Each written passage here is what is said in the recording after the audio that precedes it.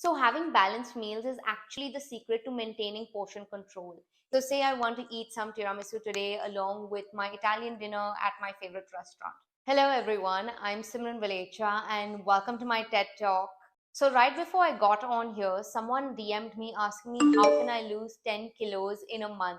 So, I thought why not address that today. While it is possible to lose 10 kilos in 1 month, Let me tell you something. Let me tell you something. All right. whatever methods you adopt to lose 10 kilos in a month, they're not going to be sustainable. And so you're not going to be able to actually keep those 10 kilos off. Instead, today I'm going to teach you some strategies that you can implement in your lifestyle to lose 2 to 3 kilos a month and keep it off for a lifetime. So, what is sustainable weight loss? It's a way of losing weight that prioritizes lasting change over short term results. It involves creating a balance where you can lose weight without restrictive dieting, without depriving your body of food, without working out twice a day, or taking on any unhealthy habits. According to scientific sources, sustainable weight loss is losing anywhere from zero point 0.5 kilos to 1 kilogram per week. So, today I'm sharing 5 strategies with you that you can implement into your lifestyle today to achieve sustainable weight loss. The first is focus on nutrition, not deprivation. So every time you want to eat something, think of what else can I add to the plate instead of saying, oh my God, I can't eat that. That's going to make me fat. So say if I wanted to eat nachos at my favorite restaurant, the Cheesecake Factory, here's what I would do. I would add some protein into it, which would be my chicken or my rajma beans. Then I would add some veggies like bell peppers into the mix, jalapenos, olives to ensure that it's a balanced diet because it already has the carbs from the chips, the fat from the cheese, now the protein from the kidney beans or the chicken that you add to it, and then it has your vitamins and minerals, which is your vegetables. And that's how you achieve a balanced meal. Now, I know you're wondering, Sim, how is that actually going to help me? So, having balanced meals is actually the secret to maintaining portion control. If you get your evening snacks, your mid morning snacks, all in a balanced manner, you won't be starving by your lunch and dinner where you tend to overeat. Now, the second thing I'm going to talk to you about is mindful eating. And I know there's a lot of information out there, and you're telling me, yeah, I know what mindful eating is. No, you don't, because you're not implementing it. So today I'm sharing strategies with you on how you can implement mindful eating into your routine.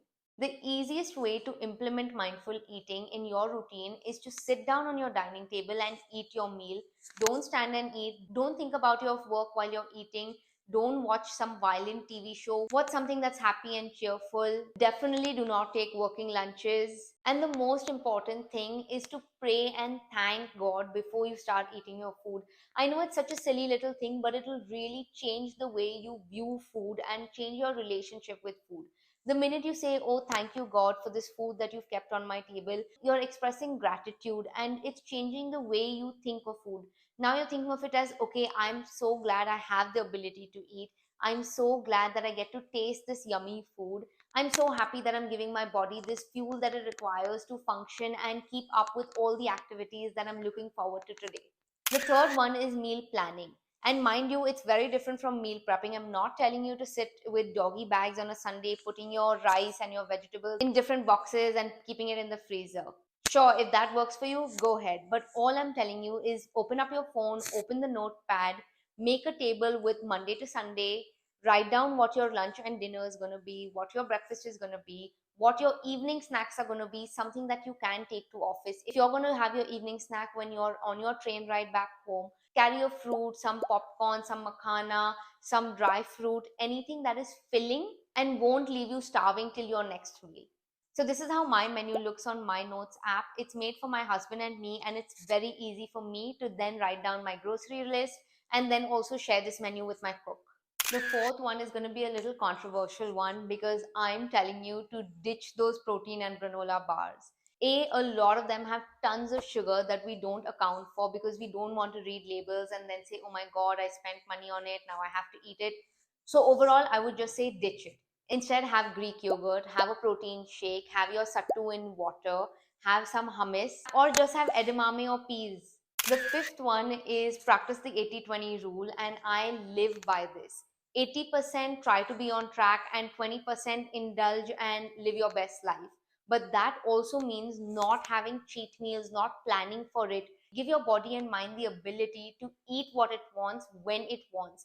And the minute you start listening to your body, you won't be experiencing cravings, you won't be overeating, you won't be binge eating. And I assure you, it's the best thing once you learn it. But to actually get there and achieve that level, it'll take a long time, and you may gain about 1 kilo in the process. But in the long run, you'll come back and thank me. So from today, I want you to keep your chocolates, your pastries in the fridge. I want you to eat your favorite pastry anytime you want. And maybe for the first week that you start this, you'll want to eat it every night. That's okay. You've restricted yourself for so long, but obviously, after you eat it for 7 days in a row, you're going to say, okay, that's enough. I can't eat this anymore. And the more you follow this 80-20 rule, the more you'll see how your body feels after eating certain foods. You're energetic after having a balanced diet versus you're feeling lethargic after you've had a full sugary drink from outside. And so, if you want to perform, you'll automatically start giving your body more fuel. Another trick that I share only with my clients, that I'm sharing specifically with you here in this exclusive video, is how to eat your desserts, right? Every night. Now we're going to this mindset where we're going to eat everything whenever we want, whenever our body requires it. So, say I want to eat some tiramisu today along with my Italian dinner at my favorite restaurant. So, I start off with my salad in my plate. I take the portion that my body requires. Then I go on to eat my pasta or my pizza with veggies, whatever it may be, and of course, some protein, which is your chicken. And when the tiramisu comes, I will take half of that into my plate immediately after I've eaten my balanced meal. And then I will only eat as much as my body requires.